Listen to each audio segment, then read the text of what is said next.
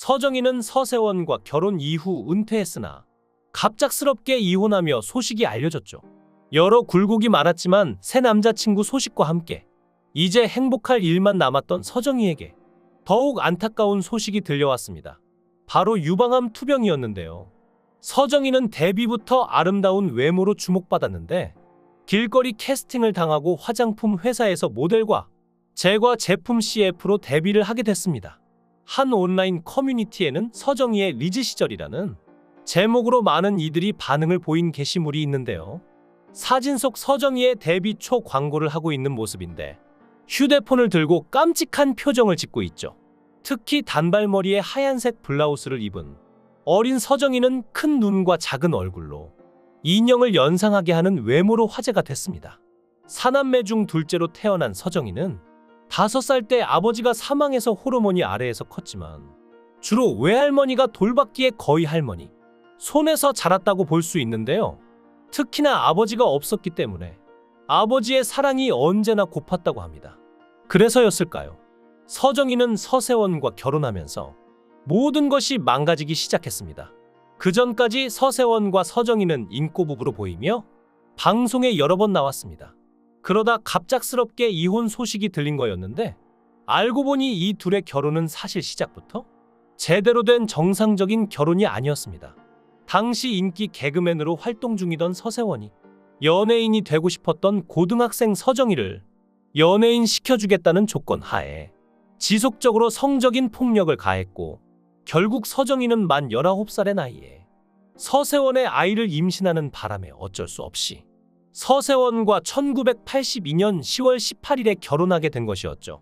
아동 청소년 보호에 더욱 더 관심이 있는 2010년대 이후였다면 서세원은 미성년자 위력간음으로 감옥에 들어가고도 남았을 사건이었습니다. 정확하게 서정희의 주장에 의하면 미성년자 때 서세원에게 당하고 강제결혼 후에도 32년 동안 가정폭력 피해자로 지내왔다는데요. 어째서 결혼을 유지했냐고 따지는 사람도 있지만 1962년생으로 이때 아내들은 남편 앞에서 이혼도 마음대로 꺼내지 못하는 세상이었습니다. 게다가 아이들의 앞날을 막는다는 인식이 있었으므로 서정희가 그렇게 하는 건 어려웠겠죠. 또한 성적인 폭행에 대해서도 2000년대 초반만 해도 피해자가 수치심과 사회적 낙인 때문에 수사에 협조하지 않아 경찰이 애를 먹는다는 기사도 많고 국민 정서상 피해자임에도 불구하고 숨어 지내는 경우가 많았습니다. 왜 적극적으로 탈출하지 않았냐는 물음이 서정희 시절에는 통하기 힘든 것이죠. 또 결혼했을 때의 나이가 고작 19에 불과했으니 본인이 부당한 일을 당해도 적절하게 대처할 사회적 경험과 정신적 성숙도 부족했을 것입니다. 또한 오랜 시간 신체적인 폭행을 당했기에 감히 반기를 드는 생각조차 못했을 텐데요. 서세원이 그동안 아내를 폭행해왔다는 사실은 CCTV를 통해 만천하에 드러났는데요. 영상을 보면 저항은커녕 몸도 못 가누고 쓰러진 서정희의 왼쪽 다리를 잡고 땅바닥에 질질 끌고 다니는 서세원의 모습을 볼 수 있었죠. 또한 서정희가 언론과의 인터뷰에서 서세원이 딸 또래의 내연녀와 외도를 하고 있다는 충격적인 주장까지 하면서 안 그래도 위의 사건들로 인해 추락하던 서세원의 이미지는 더 바닥까지 갔는데요. 게다가 증거가 담긴 CCTV까지 공개되었으니 빼도 박도 못하게끔 확인사살된 셈이니 그 뒤 법원은 서정희에게 임시 보호 명령을 내렸죠. 그리고 애초에 서세원이라는 사람은 굉장히 무서운 거의 조폭 같은 사람이었는데요. 당시 TV 쪽에선 서세원이 한창 끝발을 날리던 시절이었기 때문에 서세원 본인도 꽤 의기양양한 모습을 보였죠. 예를 들면 토크쇼 등지에서 나폴레옹을 이해하겠다 거나 내가 얼마나 대단한지 한국 영화계가 이제서야 알만할 것이라는 등의 발언을 농담 반 진담 반으로 날렸죠. 하지만 서세원 쇼 역시 일본 표절 프로그램이었고 결국 망하게 되었는데요.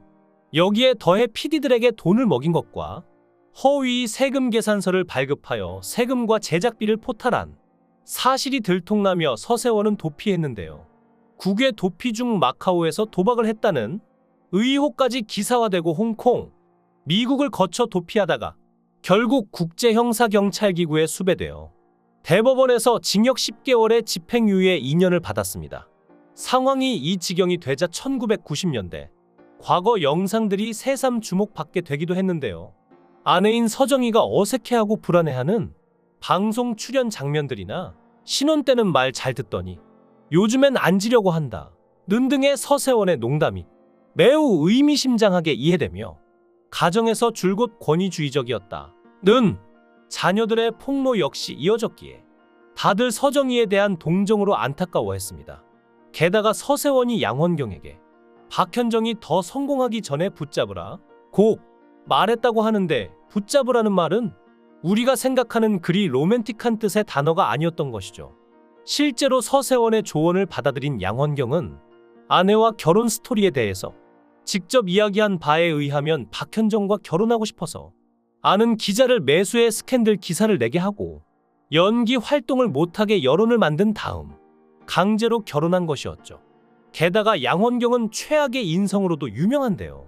아내가 양원경이 차 안에서 옷을 갈아입는다 라는 제보를 받고 너무 놀라 지하 주차장으로 내려갔더니 정말 속옷만 입고 있었다고 하는데요. 10중 8구 바람 피우고 그 증거를 없애려고 옷을 갈아입은 것인데, 양원경 본인은 아내 눈치 때문에 몰래 옷을 갈아입을 수밖에 없었다고 믿을 수 없는 변명을 하기도 했죠. 또 갑자기 몇 천만 원대의 돈이 가게에서 증발해 아내가 놀라 양원경을 다그치니 주식으로 날렸다고 해서 내역을 보여달라니 보여주지 않았는데요.